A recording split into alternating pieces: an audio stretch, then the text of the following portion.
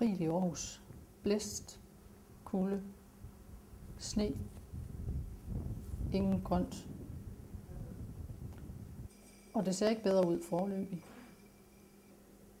Vi brokker os. Vi klæder os godt på. Vi skutter os, når vi skal ud i kulden. Men se nu på Sihan Altunbas, som skal arbejde ude i kulden, selvom han slet ikke er født til disse breddegrader. Han er nemlig flyttet hertil fra Tyrkiet for at gifte sig med en dansk sygeplejerske. Og ham kan kulden ikke tage arbejdsglæden fra. Jeg elsker rent og rengøring. I Tyrkiet jeg arbejder buschauffør, og jeg vasker mit bus hver dag, cirka 2 gange minimum.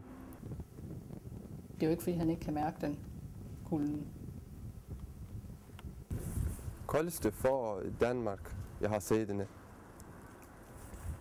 Og fryser fingrene. Det er meget koldt. Finish. Og det var den bygning. Så går det videre til den næste opgave, som også er udendørs. Stjernevinduespålagen. Altid gør rent vinduerne.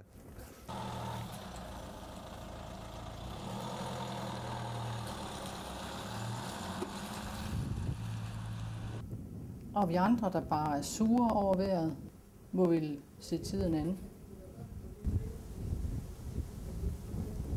Eller også må vi sørge for noget sommer. Man kunne jo for eksempel tage flyveren sydpå.